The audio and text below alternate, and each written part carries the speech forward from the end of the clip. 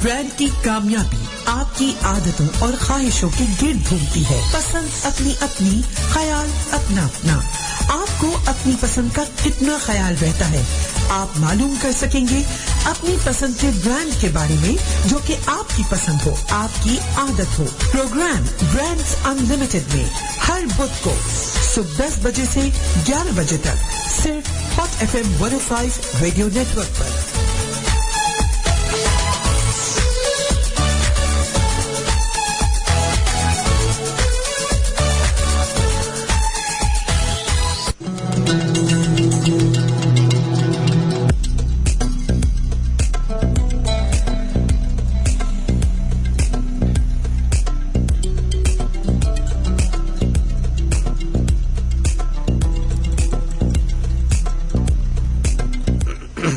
अस्सलाम वालेकुम एवरीवन। उम्मीद है कि आप सब लोग खैरियत से होंगे। अंबर आपकी दोस्त आपके फेवरेट शो ब्रांड्स अनलिमिटेड में, जो आप हर बुध की सुबह सुनते हैं 10 से 11।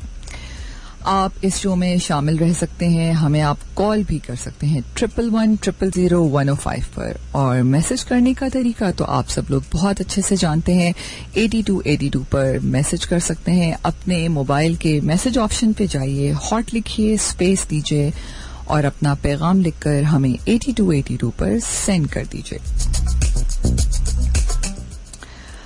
इस शो में हम किसी न किसी ब्रांड की कामयाबी का सफर आप सब लोगों से शेयर करते हैं और ये जानने की कोशिश करते हैं कि ये तमाम ब्रांड्स किन मरहलों से गुजरकर आप तक पहुंचते हैं। इस शो का मेन कॉन्सेप्ट है मेड इन पाकिस्तान, यानी कि पाकिस्तान की बनी हुई वो तमाम अशिया जो आप रोजमर्रा जिंदगी में इस्तेमाल करते हैं और अपने करीबी मोहल्ला स्टोर, सुपर स्टोर और शॉपिंग सेंटर्स में जाकर खरीदते हैं अपने शौक और ज़ौक के मुताबिक। और यही ब्रांड्स पूरी दुनिया में भी लोग पसंद करते हैं और खरीदे जाते हैं। इसलिए हम बहुत प्राउड हैं इस चीज़ पे कि we use made in Pakistani products.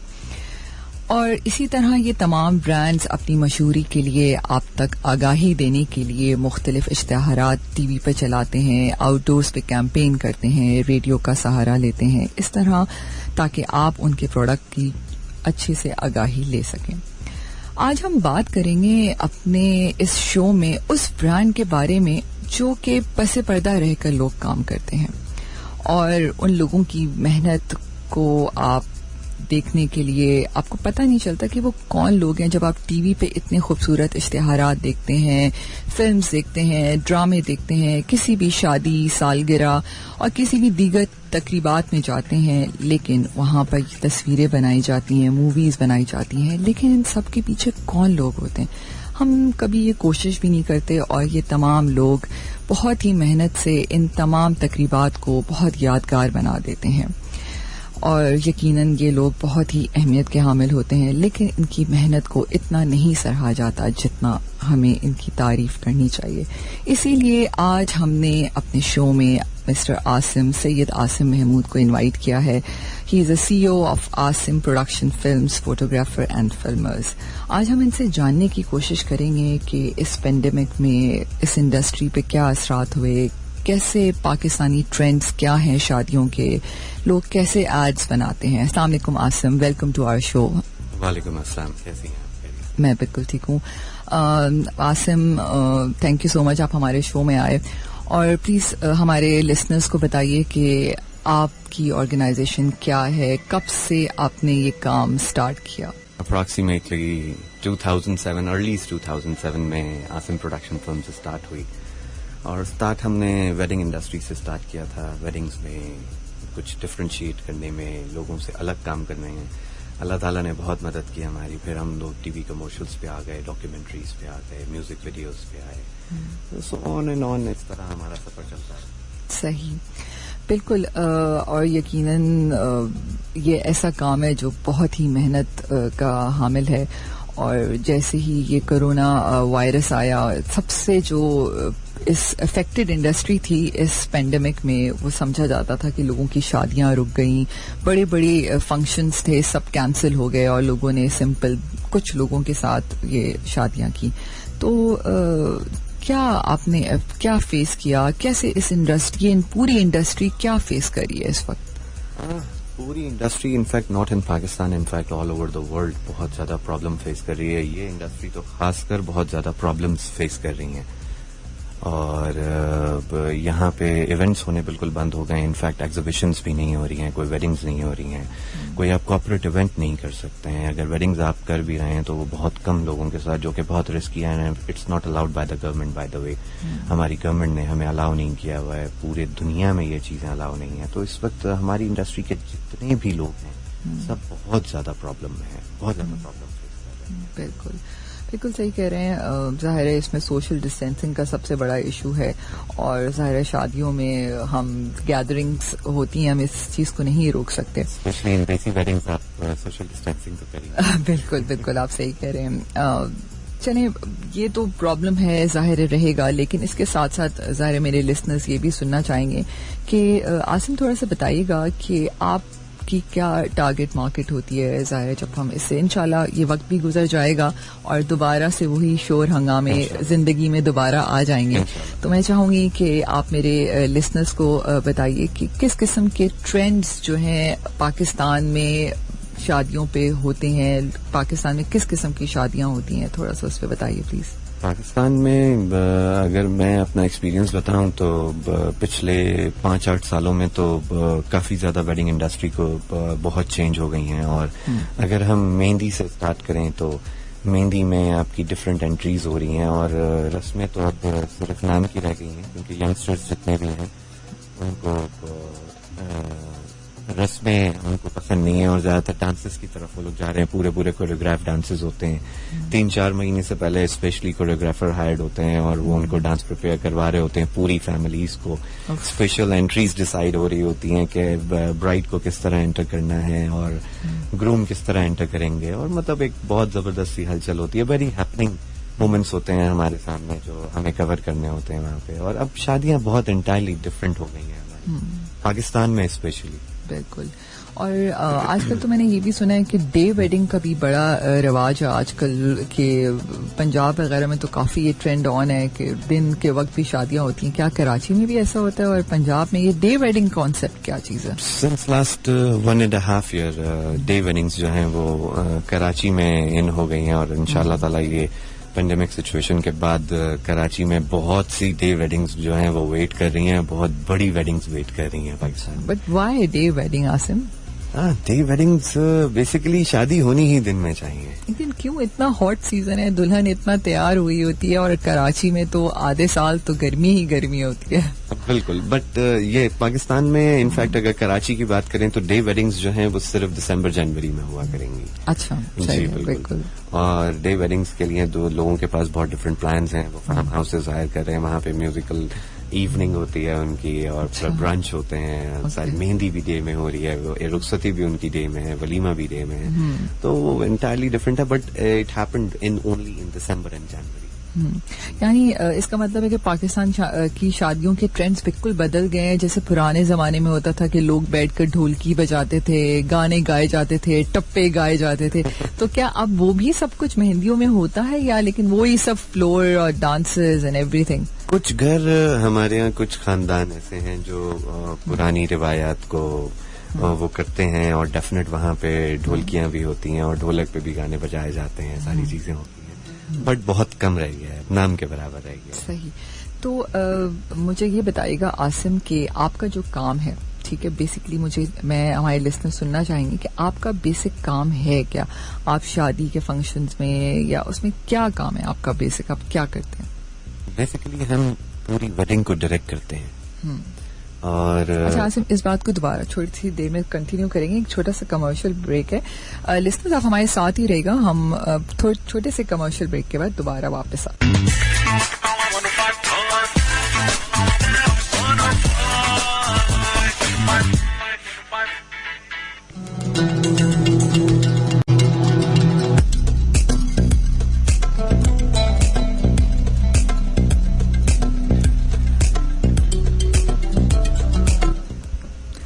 अंबर आपकी होस्ट, आपके फेवरेट शो ब्रांड्स अनलिमिटेड में, जो आप हर बुध की सुबह 10 से 11 सुनते हैं. लिसनर्स, आप हमें कॉल भी कर सकते हैं इस शो में हिस्सा लेने के लिए 11100105 में। आज हमारे साथ आसिम मौजूद हैं। He is a CEO of Asim production films, photographer and filmers. हम इनसे बात करें कि शादी, ब्याह, मेहंदी, वलीमा, ये सारे ट्रेंड्स पाकिस्तान में किस तरह मनाए जाते हैं और आसिम का रोल कितना इम्पोर्टेंट है शादी के फंक्शन में। जी आसिम, हम बात कर रहे थे। जी आप बता रहे थे कि आप क्या काम करते हैं वहाँ पे। बेसिकली हमारा रोल इस तरह इम्पोर्टेंट है कि हम पहले दिन से जो एक फैमिली के साथ अपना काम स्टार्ट करते हैं, तो वो एंड ऑफ द डे सारी वेडिंग खत्म होने के बाद हम लोग वो आखिरी लोग हैं जो उनके घर से जाते हैं और या उनके इवेंट से जाते हैं, और बहुत डिफरेंट स्टाइल में कोशिश करते हैं कि हम वेडिंग कवर करें। हमारी जो फोटोग्राफी का स्टाइल है वो बहुत डिफरेंट एंगल्स हैं हमारे जो हम यूज कर रहे हैं। जो इक्विपमेंट्स हम यूज कर रहे हैं वो मैं ये नहीं कहता कि वो सिर्फ वो इक्विपमेंट्स हम ही यूज करें, बस हर इक्विपमेंट यूज करने का एक अलग तरीकेकार होता है। हम उसके बारे में पढ़ते हैं। हमारे पास जितने एम्प्लॉयज हैं हम उनको इंटरनेशनल लेवल पे ट्रेन करने भेजते हैं कि वो वहां से ट्रेनिंग लेके आएं और यहाँ पे आके वो अच्छा काम करें बेसिकली। तो यहाँ की जो वेडिंग है वो शादी जो अच्छी बनती है, जब प्रोडक्ट अच्छा निकलता है, वो उसमें सबसे 80% हाथ जो होता है वो फैमिलीज का होता है कि अगर अच्छी फैमिलीज होंगी और वो रिस्पेक्ट करेंगी, हमें अपने फैमिली मेंबर की तरह ट्रीट करेंगी, तो टू बी वेरी ऑनेस्ट जो उनका end of the day product होता है वो इंटायरली डिफरेंट होता है और उनके लिए लाइफ टाइम के लिए होता है। सही। अच्छा आसिम, ये जो शादी में ब्राइड और ग्रूम का जो फोटोशूट होता है वो कितना इम्पोर्टेंट होता है? शादी में ब्राइड और ग्रूम का फोटोशूट ऐसा कह लें कि आप उसका वो एग्जैक्टली पंच लाइन होती है वो किसी भी वेडिंग के लिए। और उसके बगैर जो है वो कोई भी मेहंदी का इवेंट हो, बारात का हो, वलीमे का हो, वो मतलब उसके बगैर वो इनकम्प्लीट है। अच्छा, ये जितने भी क्लाइंट्स होते हैं आपको कोई बजट देते हैं कि इसके लिहाज से फिर आप उनको पूरा प्लान बना के देते हैं? किस तरह आप उनकी वेडिंग को प्लान करते हैं? बजट्स किस किस्म के लोग आपको देते हैं? बेसिकली डिपेंड करता है कि क्या सिचुएशन है और किस स्टैंडर्ड पे ये वेडिंग की जा रही है, क्योंकि हर इंसान की अपनी एक इस्तिताअत होती है कि जिसमें रह के वो अपना काम कर रहा होता है। और हम जब फर्स्ट टाइम मीटिंग के लिए जाते हैं क्लाइंट के पास, तो हम उनसे सारी रिक्वायरमेंट पूछते हैं कि क्या आप हमें फेसबुक के थ्रू कॉल कर रहे हैं या आपको किसी ने हमें रिकमेंड किया है आसिम प्रोडक्शन का।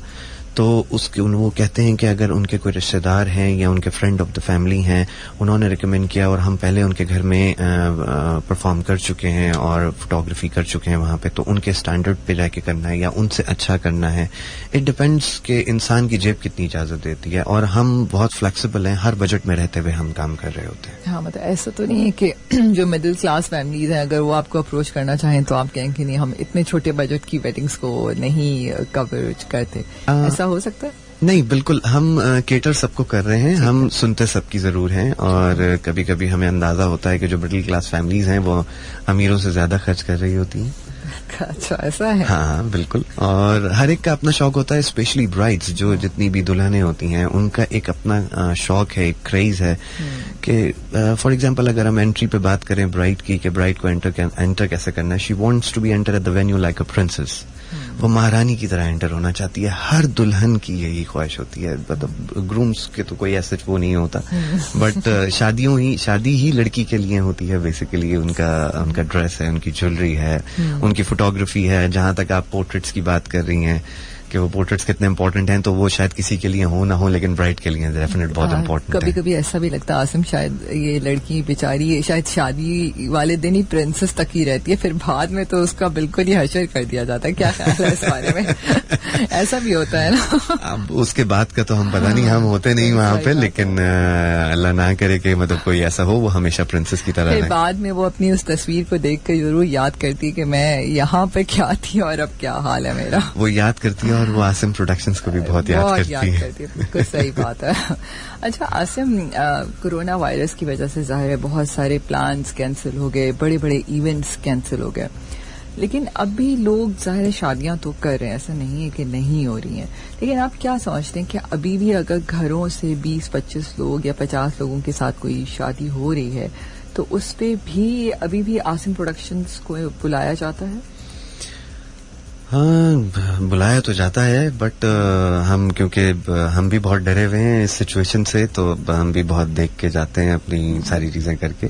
बुलाते जरूर हैं, और इनफैक्ट हमने अभी इस लास्ट 3 months में अप्रॉक्सीमेटली कोई 150 के करीब वेडिंग्स कवर की हैं घरों में, जो छोटे मोटे निकाह थे और रुखसती थी, जिनकी वेडिंग प्लान हुई थी कि बस करनी ही करनी है. और जो लोग थोड़ा सब्र कर सकते हैं वो थोड़ा सब्र करके बैठे हुए हैं. वो इंशाल्लाह ताला पूरी कोशिश है कि माइट बी पॉसिबल इन दिसंबर और जनवरी 2021 आप हम एक नॉर्मल लाइफ में होंगे इंशाल्लाह ताला. बिल्कुल, उम्मीद हमेशा अच्छे की करनी चाहिए. बिल्कुल.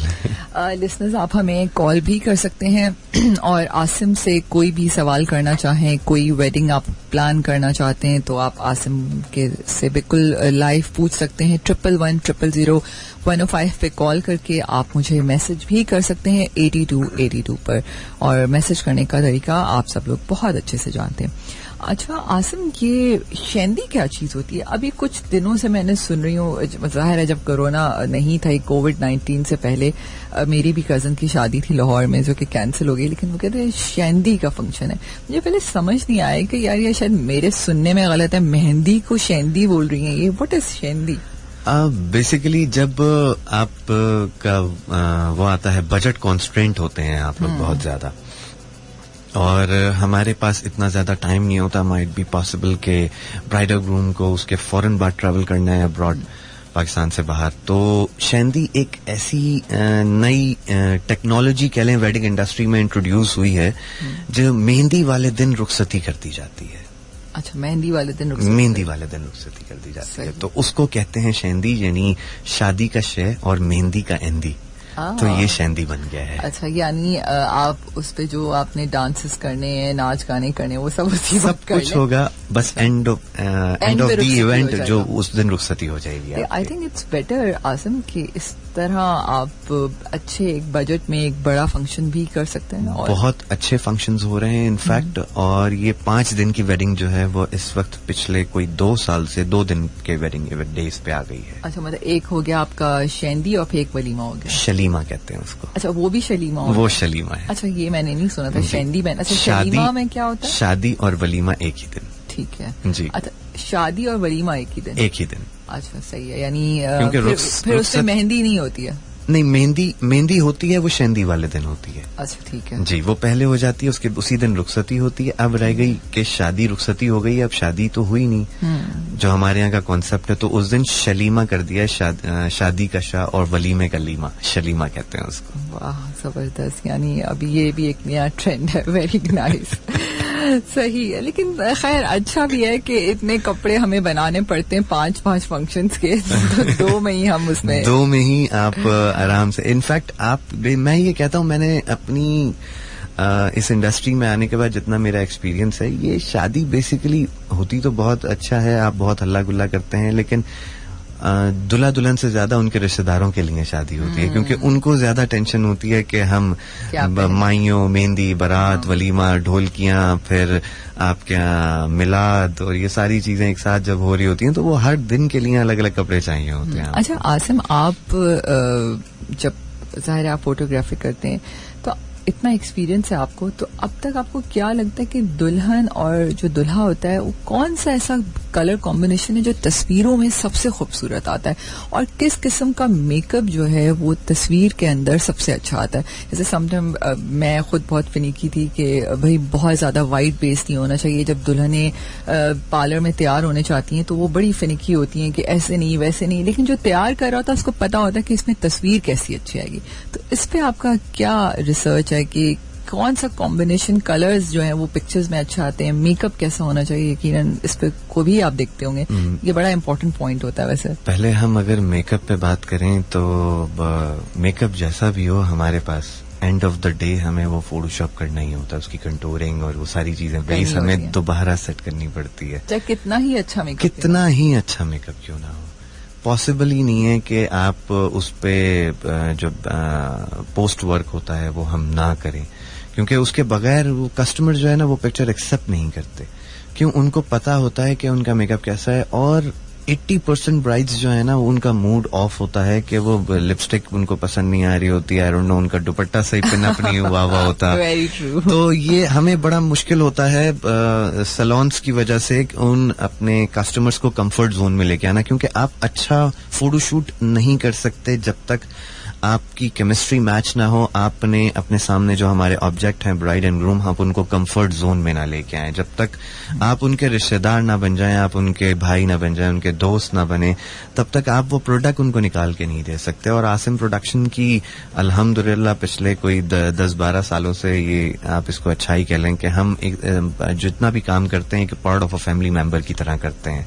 और आज तक जितने भी हमारे क्लाइंट्स हैं उनके हम फैमिली मेंबर ही हैं। हम अपने फैमिली मेंबर्स को भूल गए हैं, टू बी वेरी ऑनेस्ट, इस इंडस्ट्री में आने के बाद। सही बात है, क्योंकि आप जिससे तस्वीर खिंचवाते हैं उसके साथ एक कंफर्ट लेवल बहुत जरूरी है। कंफर्ट जोन में आना, मैं हमेशा अपने हर कस्टमर को, हर क्लाइंट को, ब्राइड और ग्रूम को, इवन उनके पेरेंट्स को, उनके जो कजन्स होते हैं, उन तक के साथ हमें पहले दोस्ती करनी पड़ती है। जब तक हमारी दोस्ती नहीं होगी, उसका सबसे बड़ा रीजन ये होता है अंबर के जब हमारी दोस्ती होती है ना, तो वो फिर ये भूल जाते हैं कि ये हम क्या कर रहे हैं।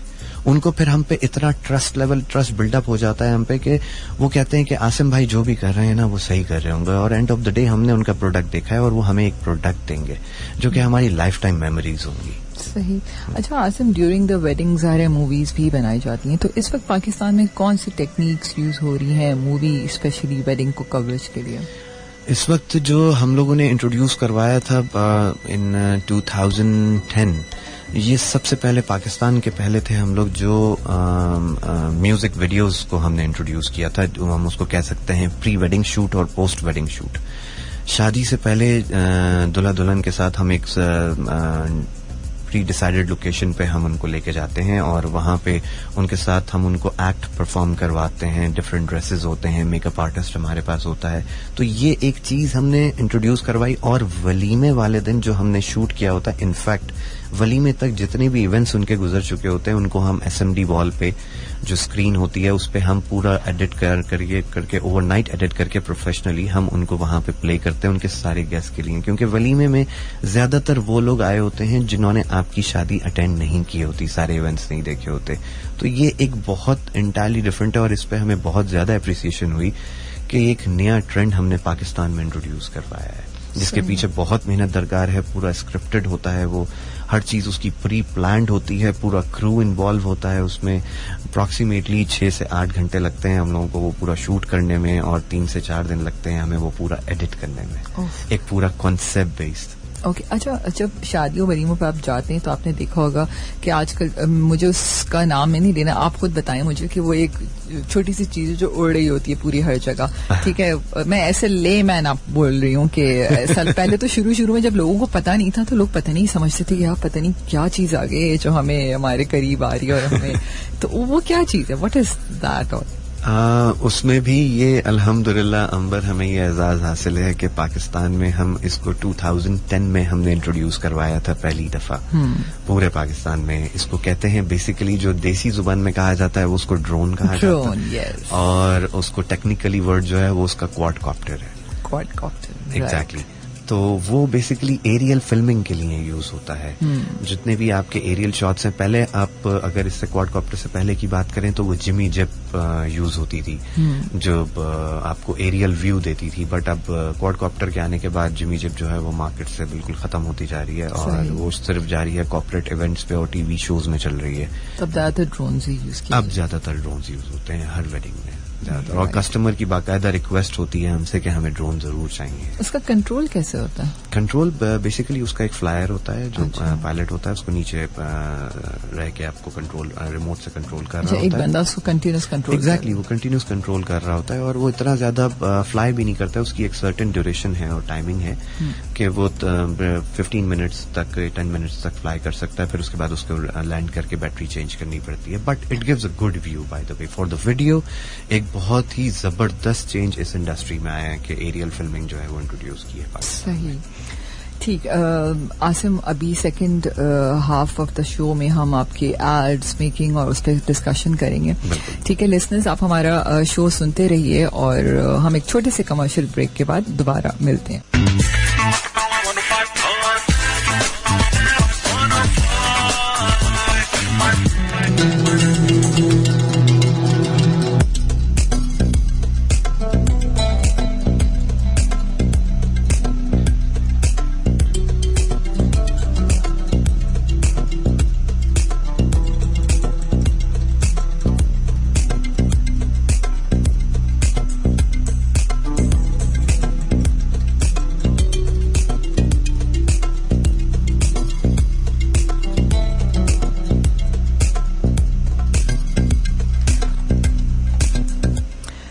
अंबर आपकी दोस्त, आपके फेवरेट शो ब्रांड्स अनलिमिटेड में, जो आप हर बुध की सुबह 10 से 11 सुनते हैं।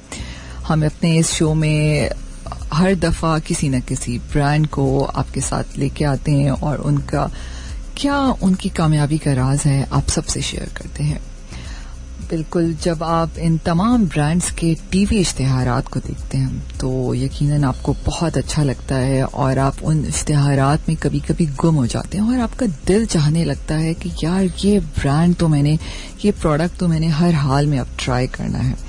लेकिन ये एड बनाया किसने? कभी सोचा आपने? नहीं सोचा ना जी। इसीलिए मैंने आसिम को आज अपने शो में बुलाया।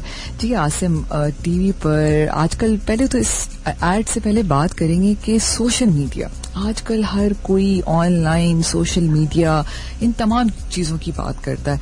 अब ज़ाहिर है कोविड की वजह से लोगों को घर पे रहना है, घर पे रहकर कैसे काम कर सकते हैं, ये सोशल मीडिया ने वाकई अब बता दिया इसकी इम्पोर्टेंस क्या है। पूरी दुनिया में तो ऑलरेडी लोग सोशल मीडिया पे ऑलरेडी बहुत काम कर रहे थे, लेकिन हम पाकिस्तानी जब तक वो कहते हैं ना कि किसी चीज़ को हाथ ना लगा के देख लें, उनको मज़ा ही नहीं आता था। तो अब उनको भी समझ आ गई यार वाकई ये ऑनलाइन, सोशल मीडिया मार्केटिंग, ये सब बड़ी इंपॉर्टेंट चीज़ है। तो पहले तो सोशल मीडिया की इम्पोर्टेंस पे थोड़ा सा बताइए। Amber, social media is playing really a major role in every industry, to be very honest. और सोशल मीडिया पे हम काफ़ी कमर्शियल्स कर रहे हैं। इनफैक्ट टीवी के लिए कमर्शियल्स बहुत कम होते जा रहे हैं जब से आपका इंस्टाग्राम है, फेसबुक है। ये एक ऐसे मार्केटिंग टूल हैं कि अगर इसको पाकिस्तान में किसी भी इंडस्ट्री के लिए पॉजिटिवली यूज़ किया जाए तो ये बहुत फ्रूटफुल होता है आपके लिए।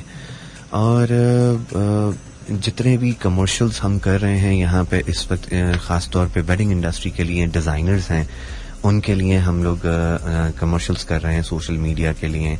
उनके जितने भी ड्रेसेस होते हैं उनके लिए कर रहे हैं। जितने भी अच्छे टॉप नॉच डिज़ाइनर्स हैं यहाँ इस वक्त, पाकिस्तान की बात करूँ, कराची की नहीं, सिर्फ पाकिस्तान में भी हम काफ़ी लोगों के लिए कर रहे हैं। A part of the wedding industry ये एक और हमारा कॉन्स्ट्रेंट है जिस पे हम लोग काम करते हैं और बहुत प्रोफेशनली काम कर रहे हैं, पूरी प्लानिंग के साथ काम कर रहे हैं और बहुत उसका जो रिजल्ट आ रहा है हमारे पास वो बहुत अच्छा फीडबैक आ रहा है, वेरी पॉजिटिव फीडबैक। सही। तो आसिम, ये सारे डिज़ाइनर्स, इनके ऐड के अलावा जो दूसरी हमारी बहुत बड़ी मेजर इंडस्ट्री है जिसमें हम FMCG की बात भी करते हैं और दूसरे ब्रांड्स हैं, क्या वो भी आपको अप्रोच करते हैं कि अगर वो अपने सोशल, क्योंकि आजकल मैंने देखा है कि सोशल मीडिया पे FMCG ब्रांड्स भी काफ़ी काम कर रहे हैं, उस पर ही वो अपनी कैंपेन्स को रन करें टीवी।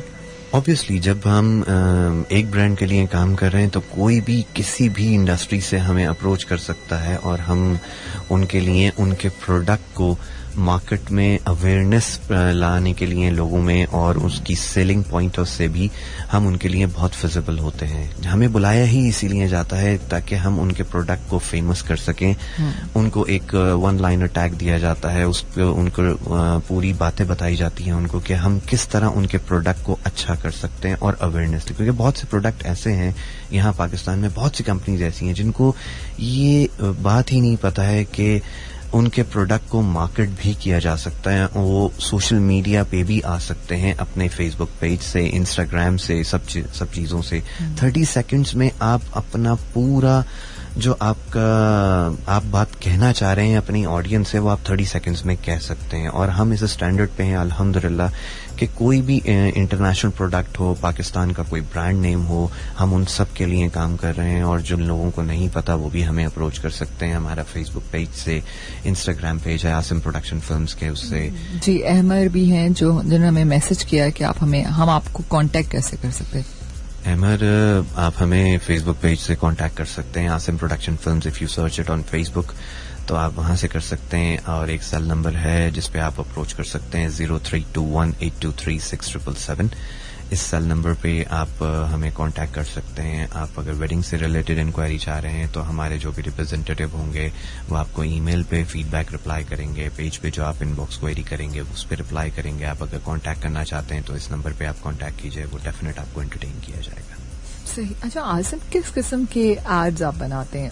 मतलब इसमें बहुत सारे 3D एनिमेटेड एड्स भी बनते हैं, किस किस्म के एड्स इस वक्त क्लाइंट्स आपसे बनवा रहे हैं? Recently in this pandemic situation हमें जो सबसे ज्यादा हमने सोचा बैठ के कि ना कैमरामैन हो सकते हैं, ना एक्टर्स हो सकते हैं, ना मेकअप आर्टिस्ट हो सकते हैं, को सोशल डिस्टेंसिंग आप कैसे मेंटेन करेंगे, आपकी जो आपकी प्लानिंग है, जो आपका स्टोरी बोर्ड है, आप उसको कैसे फॉलो कर सकते हैं. तो हम इस नतीजे पे पहुंचे. इस 3 महीने में हमने जितना काम किया, हमने 3D एनिमेशन वीडियोस पे काम किया है कि आप अपने ऑफिस में बैठ के कोई कहीं आपको नहीं जाना है और आपने 3D एनिमेशन वीडियोस क्रिएट करनी है. अच्छा, जस्ट लाइक जैसे सेफ गार्ड का ऐड है या एग्जैक्टली इस तरह के आपके इजी पैसा का ऐड चल रहा है, सेफ गार्ड के ऐड हैं. अभी हमने रिसेंटली काम किया यूनिलीवर फ्रांस के लिए, वहां पे उनके लिए हमने बहुत अच्छा एक कमर्शियल दिया है उनको. इसी तरह के यहाँ पे पाकिस्तान में अब जो सिचुएशन चल रही है, अल्लाह करे कि हम इस सिचुएशन से बाहर निकल जाएं. उससे अगर नहीं निकलते हैं तो उस वक्त तक हम 3D एनिमेशन वीडियोस हम अपने कस्टमर को प्रोवाइड कर रहे हैं. ये नया कॉन्सेप्ट है, हमने उनको दिया है और इस पे हम काफी देर से वर्क कर रहे हैं और बहुत अच्छा फीडबैक आ रहा है हमें. तो विद एक्टर्स और एक्ट्रेसेस अभी हम कोई एड्स नहीं बना रहे.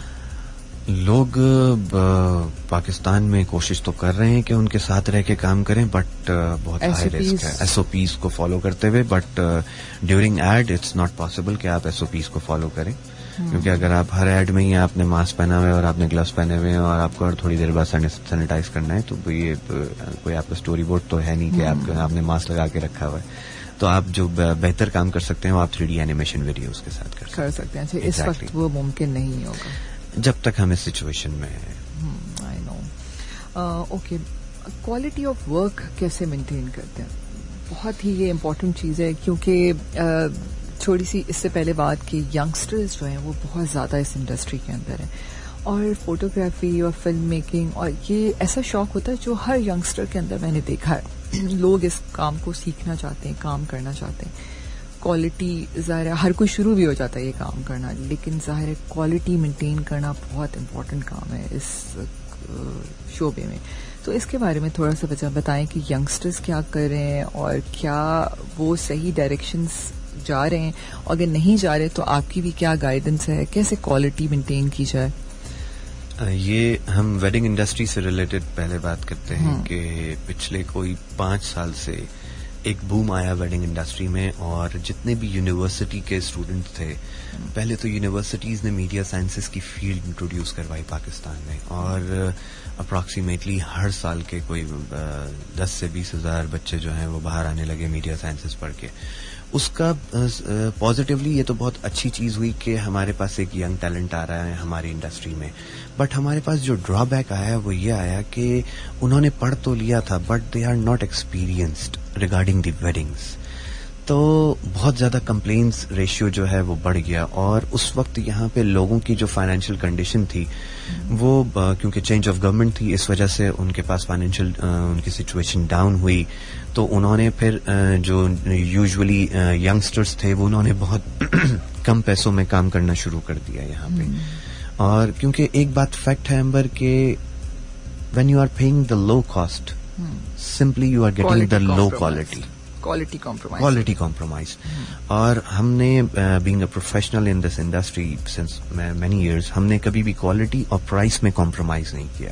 बिकॉज मेरे टीचर ने मुझे एक बात समझाई थी कि आप अगर प्राइस पे कर सकते हैं तो आप क्वालिटी भी ले सकते हैं, और आप क्वालिटी में कॉम्प्रोमाइज नहीं करें कभी भी, अगर आपको अपने ब्रांड को सक्सेसफुली आगे लेके चलना है. क्योंकि एक बात फैक्ट है कि अगर आप जिस कस्टमर को अच्छी क्वालिटी चाहिए होती है वो पैसे खर्च करते हैं, वो लोग, उनको अवेयरनेस होती है कि हमें एक अच्छा काम चाहिए, वो फिर सस्ते काम की तरफ नहीं जाते, चाहे वो यंगस्टर हो या कोई भी हो जो भी काम कर रहे हो. मेरी एक एडवाइस है उन लोगों को कि जब आप लोग काम करना जानते हैं और आप काफी अरसे से काम भी कर रहे हैं, और इस वक्त एक उसके कोरोना के साथ एक यंगस्टर्स की वबा भी इस वेडिंग इंडस्ट्री में आई हुई है, तो आप अच्छा इसके लिए आसिम क्या हमें कोई प्रॉपर डिग्री लेनी पड़ती है, कोई इसकी स्टडी करनी पड़ती है, कोई आपके टूल्स बहुत इंपॉर्टेंट होते हैं, इसके बारे में कुछ बताएं कि आपका जब जहां आपने कैमरा खरीदा और आप शुरू हो गए? क्या इससे प्रॉपर? आजकल तो यही हो रहा है, यही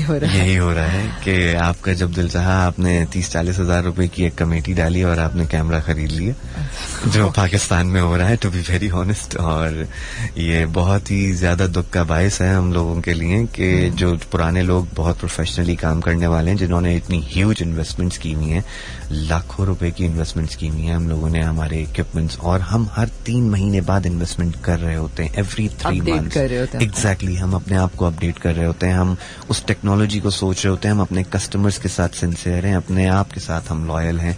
तो that's the only reason. But youngsters जो हैं वो ये काम नहीं कर रहे हैं, वो बस ये कहते हैं कि हमने ये काम किया है, अच्छा वाला काम दिखाते हैं, और एंड ऑफ द डे जब उनको रिजल्ट मिलता है तो कस्टमर्स की कॉल्स आ रही होती हैं कि हम really sorry Asim, my bad decision कि हमने किसी प्रोफेशनल को बुक नहीं किया और हमने सिर्फ पैसे बचाने के लिए, उन्होंने कहा कि वो क्वालिटी दे देंगे but end of the day हमें वो चीज नहीं। आई नो, वो कहते हैं ना, सस्ता रोए बार बार और महंगा रोए एक बार।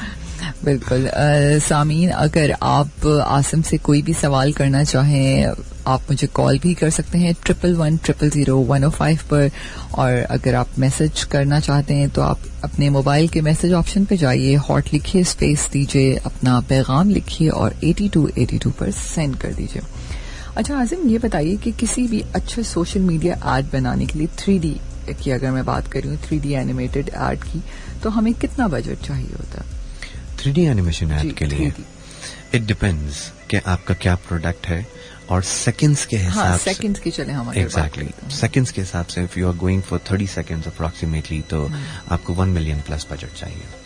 अच्छा, 1 मिलियन एग्जैक्टली। और अगर वही एड आप लाइव लोगों के साथ और सब उनके साथ बनाते हैं उसकी प्राइस फिर कम हो जाती है। इट डिपेंड्स कि आप कितना खर्च करना चाहते हैं अपने प्रोडक्ट पे, क्योंकि एक बात फैक्ट है कि आप जितना ज्यादा पैसा खर्च करते हैं मार्केटिंग पे और उसके एड बनाने पे, वो कभी ना कभी रिटर्न बैक आता है आपके पास। कोई भी 1 रुपया भी आपका मार्केटिंग पे खर्च किया हुआ जाया नहीं होता अंदर कभी भी।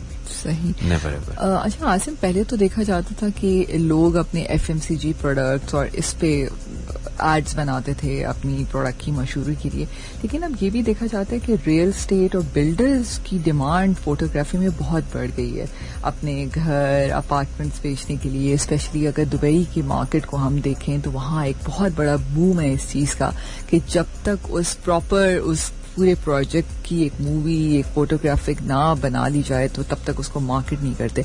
और आहिस्ता आहिस्ता ये ट्रेंड अब पाकिस्तान में भी आता जा रहा है। पहले तो मैं कभी देखती ही नहीं थी कि इन FMCG और इसके अलावा क्या कोई और भी लोग अपने एड्स बनाएंगे, तो अब तो देखें आप, जो नया प्रोजेक्ट खड़ा हो रहा है उससे पहले एक TV पर, सोशल मीडिया पर, हर जगह जो है एक इश्तेहार बड़ा सा चलाया जाता है इसका। तो इसके बारे में बताएं कि ये इंडस्ट्री कैसे इतनी इंटरेस्टेड हो गई इन चीज़ों पर, क्या दुबई को हम फॉलो कर रहे हैं?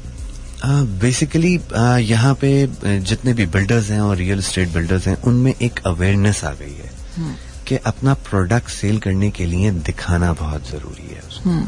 तो उन लोगों में एक नया ट्रेंड शुरू हो गया कि उन लोगों ने, जो रियल एस्टेट बिल्डर्स हैं, उन्होंने हमें अप्रोच करना शुरू कर दिया है और बहुत तेजी से अप्रोच किया जा रहा है हम लोगों को कि हमारी बिल्डिंग्स बन रही हैं या अंडर कंस्ट्रक्शन हैं या बन चुकी हैं, या हमने काफ़ी इंटीरियर डिज़ाइनर्स ऐसे हैं जिन्होंने हमें अप्रोच किया है और उनकी पिक्चर्स, फोटोग्राफी, प्रोडक्ट रिलेटेड और उनकी 30-40 सेकंड्स की उसकी पिक्चर वीडियोस जो हैं वो भी हम शूट कर रहे हैं पूरे कॉन्सेप्ट के साथ। और ये बहुत अच्छा ट्रेंड है। आप बिल्कुल सही कह रही हैं अंबर कि दुबई के बाद, क्योंकि हमने दुबई में भी काफ़ी रियल एस्टेट बिल्डर्स के लिए काम किया है और पाकिस्तान में भी हमने अभी रिसेंटली काम शुरू किया है और हमें काफ़ी लोग अप्रोच भी कर रहे हैं।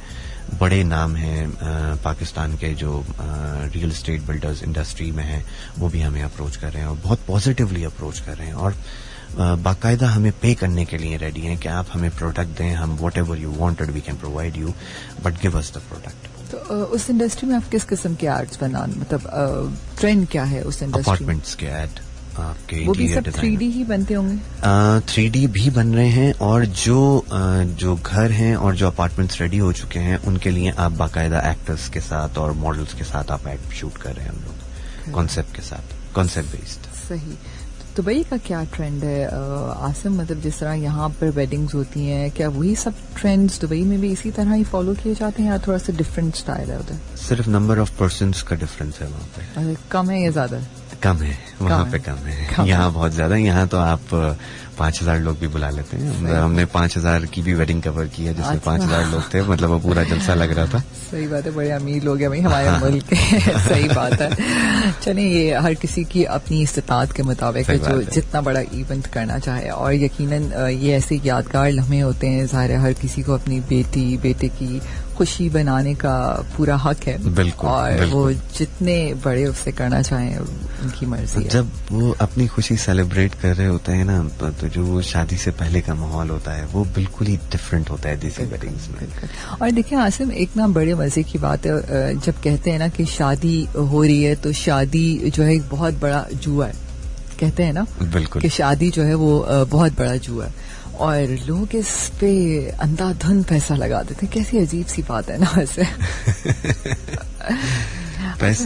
पैसा लगाए बगैर यहाँ पे अगर आपको अच्छी वेडिंग करनी है, बहुत हाई क्लास वेडिंग करनी है, then you have to spend the money, क्योंकि आपका पैसा बहुत पहले से खर्च होना शुरू हो जाता है। डिजाइनर्स हैं, डिजाइनर ड्रेसेस हैं, डिजाइनर ज्वेलरी है, डिजाइनर मेकअप आर्टिस्ट है, खाना डिजाइन, वो भी ब्रांड नेम आजकल ट्रेंड हो गया है कि हमारे यहाँ पे जो सबसे बेस्ट नेम इस वक्त चल रहा है वो United Caterers in Karachi. They are the best in food, और उनका इंटीरियर भी बहुत अच्छा है। अगर आप इवेंट प्लानर की बात करें तो अनीसा रशीद खान, ज़ौरीद रजा और मैरीन दानिश, इस तरह की जो इवेंट प्लानर्स जो होते हैं उनका कितना रोल है फोटोग्राफी के साथ? जब आप ये कर रहे होते हैं शूट्स और फिल्म्स, तो शादी के अंदर इवेंट प्लानर का रोल कितना इम्पोर्टेंट होता है? मतलब एक एम्बियंस क्रिएट करना, how important is for shoot?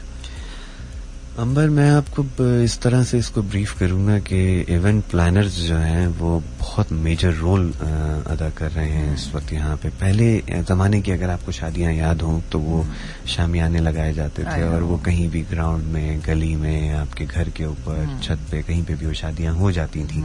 क्योंकि उस वक्त ये होता था कि बस करनी है शादी, एक वो है कि बस कर दो, टेंट लगाओ, रिश्तेदारों को बुलाओ और कोरमा बिरयानी खिलाओ, कोरमा बिरयानी, शादी होगी। बट आजकल जो ट्रेंड है यहाँ पे, वो इवेंट प्लानर्स ने उसके लिए बहुत ज्यादा मेहनत की है। उनके जो डिजाइनर प्रॉप्स हैं, कंसोल्स हैं, एंट्रेंस है, पूरा पाथवे बना रहे हैं, वो स्टेज, बहुत डिजाइनर स्टेज आ गए हैं, बहुत ह्यूज स्टेज आ गए हैं जिसपे बहुत ज्यादा पैसा खर्च हो रहा है। उसके फ्लावर्स पे इम्पोर्टेड फ्लावर्स मंगाए जा रहे हैं बाहर से, और बहुत अच्छे अच्छे फ्लावर्स हैं जिसपे वो फ्रेश फ्लावर्स जिसपे काम कर रहे हैं वो लोग।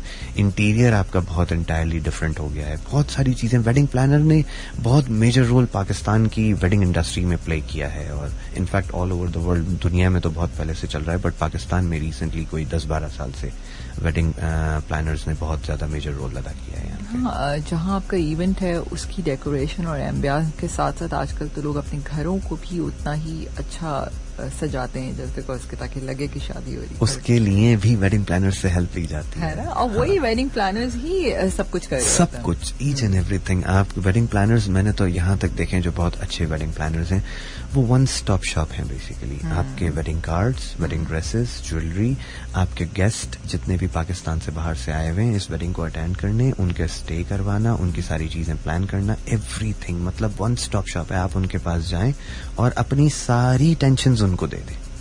शूट कवरेज में वेडिंग कार्ड्स भी बड़े इंपॉर्टेंट होते होंगे। बहुत इंपॉर्टेंट है, बहुत इंपॉर्टेंट है, और आजकल तो वेडिंग कार्ड्स पे ज्यादा पैसा खर्च हो रहा है। इनफैक्ट कैसा ट्रेंड है वेडिंग कार्ड्स का? सिंपल है या बहुत ज्यादा फैंसी लोग पसंद करते हैं? इट डिपेंड्स कि वेडिंग किस स्टैंडर्ड पे हो रही है। मैं हर बात में ये इस वजह से कह रहा हूँ कि बहुत अच्छी वेडिंग जो हो रही है, बहुत हाई क्लास वेडिंग, उसमें बहुत ही सिंपल कार्ड यूज हो रहे हैं, और जितनी मिडिल क्लास वेडिंग्स हो रही हैं उतना ही दिखावा वहां पे वेडिंग कार्ड्स में यूज हो रहा है। तो डिसेंसी जो है वो हाई क्लास वेडिंग्स में ज्यादा नजर आएगी आपको। सही बात है। और मिडिल क्लास वेडिंग्स जो हैं वहां पे आपको बहुत सारी चीजें और अच्छी अच्छी नजर आएंगी। टेस्ट का डिफरेंस भी आता है। टेस्ट, एग्जैक्टली, टेस्ट बहुत मैटर करता है आपको। आसिम प्रोडक्शंस को भी जो लोग बुक करते हैं उनका टेस्ट डिफरेंट होना चाहिए, बिकॉज वो अपनी वेडिंग में कुछ एंटायरली डिफरेंट चाहते हैं regarding the videography, the photography, the planning, the entry of bride and groom and everything. They wanted it should be very, very different. That's the only reasons they hired us in productions.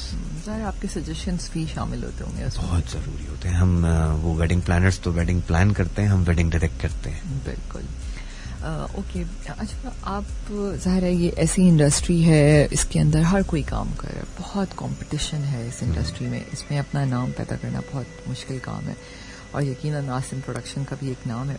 Competitors को कैसे देखते हैं? मतलब ज़ाहिर है market में बहुत लोग काम कर रहे हैं, नई टेक्निक्स हर दिन इस्तेमाल होती हैं, तो उसको किस तरह, कंपटीशन को किस तरह फेस करते हैं?